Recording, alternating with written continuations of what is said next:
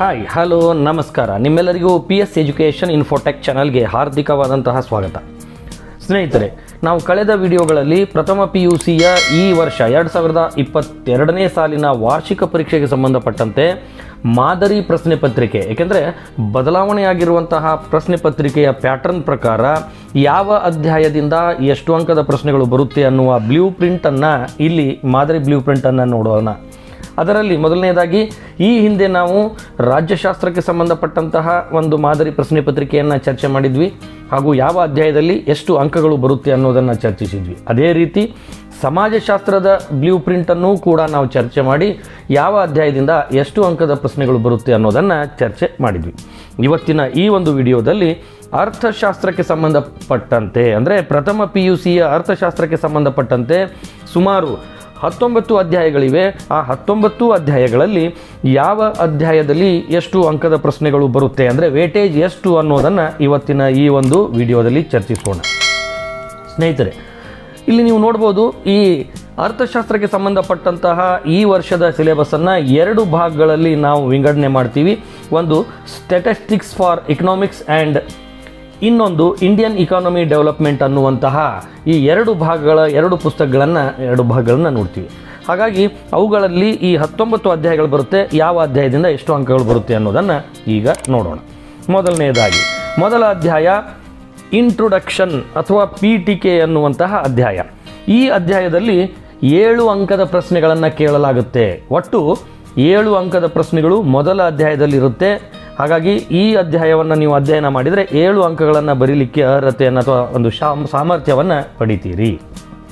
ಇನ್ನು ಎರಡನೆಯ ಅಧ್ಯಾಯ ಕಲೆಕ್ಷನ್ ಆಫ್ ಡಾಟಾ, ಅಥವಾ ಇದನ್ನು ನಾವು ಕನ್ನಡದಲ್ಲಿ ದತ್ತಾಂಶಗಳ ಸಂಗ್ರಹಣೆ ಅಂತ ಕರಿತೀವಿ.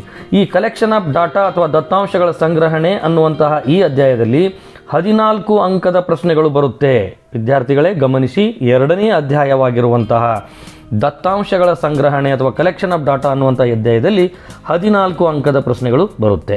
ಇನ್ನು ಮೂರನೆಯದಾಗಿ ಆರ್ಗನೈಸೇಷನ್ ಆಫ್ ಡಾಟಾ, ಅಥವಾ ಇದನ್ನು ನಾವು ಕನ್ನಡದಲ್ಲಿ ದತ್ತಾಂಶಗಳ ಸಂಘಟನೆ ಅಂತ ಕರಿತೀವಿ. ಈ ದತ್ತಾಂಶಗಳ ಸಂಘಟನೆ ಅನ್ನುವಂಥ ಈ ಒಂದು ಅಧ್ಯಾಯದಲ್ಲಿ 7 ಅಂಕದ ಪ್ರಶ್ನೆಗಳು ಬರುತ್ತೆ. ಇನ್ನು ನಾಲ್ಕನೆಯದಾಗಿ ಪ್ರೆಸೆಂಟೇಷನ್ ಆಫ್ ಡಾಟಾ ಅಥವಾ ದತ್ತಾಂಶಗಳ ನಿರೂಪಣೆ. ಈ 4ನೇ ಅಧ್ಯಾಯವಾಗಿರುವಂತಹ ದತ್ತಾಂಶಗಳ ನಿರೂಪಣೆ ಅನ್ನುವ ಅಧ್ಯಾಯದಲ್ಲಿ 19 ಅಂಕದ ಪ್ರಶ್ನೆಗಳು ಬರುತ್ತೆ. ಅಂದರೆ ಈ ಅಧ್ಯಾಯವನ್ನು ನೀವು ಪರ್ಫೆಕ್ಟಾಗಿ ಓದಿಕೊಂಡ್ರೆ ನೀವು 19 ಅಂಕಗಳನ್ನು ಬರೀಲಿಕ್ಕೆ ಸಾಮರ್ಥ್ಯವನ್ನು ಪಡಿತೀರಿ. ಇನ್ನು ಐದನೇ ಅಧ್ಯಾಯ ಮೇಜರ್ಸ್ ಆಫ್ ಸೆಂಟ್ರಲ್ ಟೆಂಡೆನ್ಸಿ, ಅಥವಾ ಇದನ್ನು ಕೇಂದ್ರೀಯ ಪ್ರವೃತ್ತಿಯ ಮಾಪನಗಳು ಅಂತ ಕರಿತೀವಿ. ಈ ಅಧ್ಯಾಯದಲ್ಲಿ 10 ಅಂಕದ ಪ್ರಶ್ನೆಗಳು ಬರುತ್ತೆ. 10 ಅಂಕದ ಪ್ರಶ್ನೆಗಳು ಈ ಕೇಂದ್ರೀಯ ಪ್ರವೃತ್ತಿಯ ಮಾಪನಗಳು ಅಥವಾ ಮೇಜರ್ಸ್ ಆಫ್ ಸೆಂಟ್ರಲ್ ಟೆಂಡೆನ್ಸಿ ಅನ್ನುವ ಅಧ್ಯಾಯದಲ್ಲಿ ಬರುತ್ತೆ. ಇನ್ನು 6ನೇ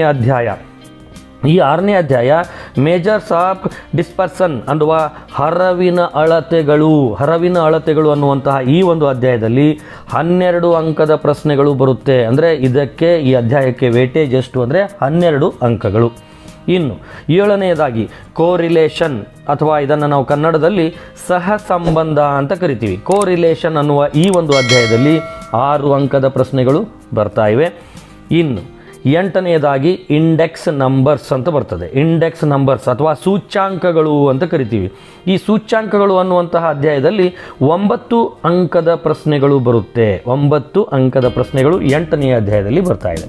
ಇನ್ನು 9ನೇ ಅಧ್ಯಾಯ ಯೂಸ್ ಆಫ್ ಸ್ಟ್ಯಾಟಿಸ್ಟಿಕಲ್ ಟೂಲ್ಸ್ ಅಥವಾ ಸಂಖ್ಯಾತ್ಮಕ ಸಾಧನಗಳ ಉಪಯೋಗ ಅನ್ನುವಂತಹ ಈ ಒಂದು ಅಧ್ಯಾಯದಲ್ಲಿ ಕೇವಲ 3 ಅಂಕದ ಪ್ರಶ್ನೆಗಳು ಬರ್ತಾ ಇವೆ.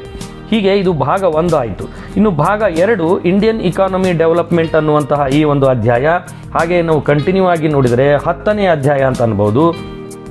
ಈ 10ನೇ ಅಧ್ಯಾಯ Indian economy on the eve of independence, ಅಥವಾ ಸ್ವಾತಂತ್ರ್ಯ ಪೂರ್ವದಲ್ಲಿ ಭಾರತದ ಆರ್ಥಿಕ ವ್ಯವಸ್ಥೆ ಅನ್ನುವಂತಹ ಈ ಅಧ್ಯಾಯದಲ್ಲಿ 7 ಅಂಕದ ಪ್ರಶ್ನೆಗಳು ಬರುತ್ತೆ. 7 ಮಾರ್ಕ್ಸ್, 7 ಅಂಕದ ಪ್ರಶ್ನೆಗಳು ಬರ್ತಾ ಇದೆ.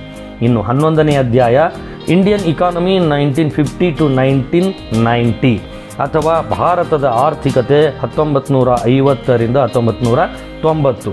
ಈ ಅಧ್ಯಾಯದಲ್ಲಿ 9 ಅಂಕದ ಪ್ರಶ್ನೆಗಳು ಬರ್ತಾ ಇವೆ. ಇನ್ನು 12ನೇದಾಗಿ LPG ಆ್ಯನ್ ಅಪ್ರೈಸಲ್ ಅಥವಾ ಉದಾರೀಕರಣ, ಖಾಸಗೀಕರಣ, ಜಾಗತೀಕರಣ, ಒಂದು ಮೌಲ್ಯಮಾಪನ ಅನ್ನುವಂತಹ ಈ ಅಧ್ಯಾಯದಲ್ಲಿ 18 ಅಂಕದ ಪ್ರಶ್ನೆಗಳು ಬರುತ್ತೆ. ಇದು ಕೂಡ ಅತಿ ಹೆಚ್ಚು ಅಂಕ ಬರುವಂತಹ ಒಂದು ಅಧ್ಯಾಯ LPG. ಈ ಒಂದು ಅಧ್ಯಾಯದಲ್ಲಿ 18 ಅಂಕದ ಪ್ರಶ್ನೆಗಳು ಬರ್ತಾ ಇದೆ. ಇನ್ನು 13ನೇದಾಗಿ ಪಾವರ್ಟಿ ಅಂದರೆ ನಿಮಗೆಲ್ಲ ಗೊತ್ತು ಬಡತನ. ಈ ಬಡತನ ಅನ್ನುವಂತಹ ಅಧ್ಯಾಯದಲ್ಲಿ ಕೂಡ 8 ಅಂಕದ ಪ್ರಶ್ನೆಗಳು ಬರ್ತಾ ಇವೆ, 8 ಅಂಕದ ಪ್ರಶ್ನೆಗಳು.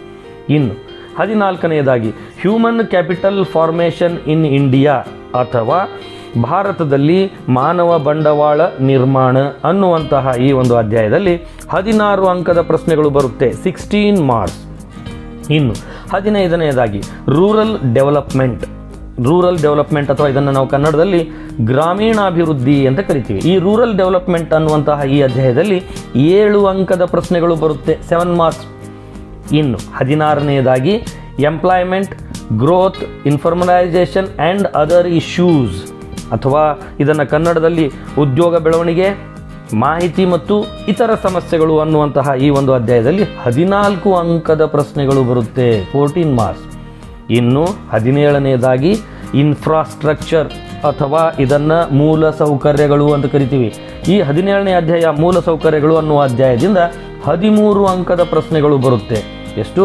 13 ಅಂಕದ ಪ್ರಶ್ನೆಗಳು ಇನ್ಫ್ರಾಸ್ಟ್ರಕ್ಚರ್ ಅಥವಾ ಮೂಲ ಸೌಕರ್ಯಗಳು ಅನ್ನುವ ಅಧ್ಯಾಯದಿಂದ ಬರ್ತಾ ಇವೆ. ಇನ್ನು 18ನೇ ಅಧ್ಯಾಯ ಎನ್ವಿರಾನ್ಮೆಂಟ್ ಆ್ಯಂಡ್ ಸಸ್ಟೇನೇಬಲ್ ಡೆವಲಪ್ಮೆಂಟ್ ಅಥವಾ ಪರಿಸರ ಮತ್ತು ಸುಸ್ಥಿರ ಅಭಿವೃದ್ಧಿ ಅನ್ನುವಂತಹ ಈ ಅಧ್ಯಾಯದಿಂದ 3 ಅಂಕದ ಪ್ರಶ್ನೆಗಳು ಬರುತ್ತೆ. ಎಷ್ಟು? 3 ಅಂಕಗಳ ಪ್ರಶ್ನೆ ಮಾತ್ರ ಈ 18ನೇ ಅಧ್ಯಾಯದಲ್ಲಿ ಬರ್ತಾ ಇದೆ. ಇನ್ನು 19ನೇ ಅಧ್ಯಾಯ comparative development experiences of India and its neighbours ಅಥವಾ ಭಾರತ ಮತ್ತು ಅದರ ನೆರೆಯ ರಾಷ್ಟ್ರಗಳ ಅಭಿವೃದ್ಧಿಯ ಅನುಭವಗಳ ತೌಲನಿಕ ಅಧ್ಯಯನ. ಕಂಪ್ಯಾರಿಟಿವ್ ಸ್ಟಡಿ ಅಥವಾ comparative development experiences of Indian and its neighbours ಅನ್ನುವಂಥ ಅಧ್ಯಾಯದಲ್ಲಿ 8 ಅಂಕದ ಪ್ರಶ್ನೆಗಳು ಬರುತ್ತೆ, 8 ಅಂಕಗಳು. ಹೀಗೆ ಈ ಪ್ರಥಮ PUCಯ ಅರ್ಥಶಾಸ್ತ್ರ ವಿಷಯಕ್ಕೆ ಸಂಬಂಧಪಟ್ಟಂತಹ 19 ಅಧ್ಯಾಯಗಳಲ್ಲಿ ಒಟ್ಟು ಅಂಕಗಳು ಎಷ್ಟು ಬರ್ತಾ ಇವೆ ಅಂದರೆ 190 ಅಂಕಗಳು. 190 ಅಂಕಗಳು ಈ ಒಂದು ಪ್ರಶ್ನೆ ಪತ್ರಿಕೆ ಒಳಗೊಂಡಿರ್ತಾ ಇದೆ. ಈ 190 ಅಂಕಗಳಲ್ಲಿ ನಾವು 100 ಅಂಕಗಳನ್ನು ಬರೀಬೇಕು, ಕೇವಲ 100 ಅಂಕಕ್ಕೆ ಬರೀಬೇಕು. ಹಾಗಾಗಿ ಈ ವರ್ಷ ಚಾಯ್ಸ್ ಅಥವಾ ಆಯ್ಕೆಗೆ ಅವಕಾಶ ಇರ್ತಾ ಇದೆ, ಪ್ರಶ್ನೆಗಳ ಸಂಖ್ಯೆ ಹೆಚ್ಚಾಗಿರ್ತಾ ಇದೆ. ಆ ಒಂದು ಅವಕಾಶವನ್ನು ಬಳಸಿಕೊಂಡು 190 ಅಂಕದ ಪ್ರಶ್ನೆಗಳಲ್ಲಿ ನೀವು 100 ಅಂಕಗಳಿಗೆ ಸಂಬಂಧಪಟ್ಟಂತೆ ಬರೆದಾಗ ಉತ್ತಮ ಅಂಕಗಳನ್ನು ಪಡೀಲಿಕ್ಕೆ ನಿಮಗೆ ಸಾಧ್ಯ ಆಗ್ತದೆ. ಹೀಗೆ ಇದು ಈ ವರ್ಷಕ್ಕೆ ಮಾತ್ರ ಸ್ವಲ್ಪ ಪ್ರಶ್ನೆಗಳ ಸಂಖ್ಯೆ ಹೆಚ್ಚಿಸಿರುವುದರಿಂದ ಹೆಚ್ಚಿನ ಪ್ರಶ್ನೆಗಳು ಈ ರೀತಿಯ ಈ ಒಂದು ಪತ್ರಿಕೆ. ನಿಮಗೆ ಈ ವಿಡಿಯೋ ಇಷ್ಟವಾದಲ್ಲಿ ದಯವಿಟ್ಟು ಲೈಕ್ ಬಟನನ್ನು ಒತ್ತಿ ಹಾಗೂ ಆ ಬೆಲ್ ಐಕಾನನ್ನು ಒತ್ತಿ ನೋಟಿಫಿಕೇಷನನ್ನು ಖಚಿತಪಡಿಸಿಕೊಳ್ಳಿ. ನಮಸ್ಕಾರ.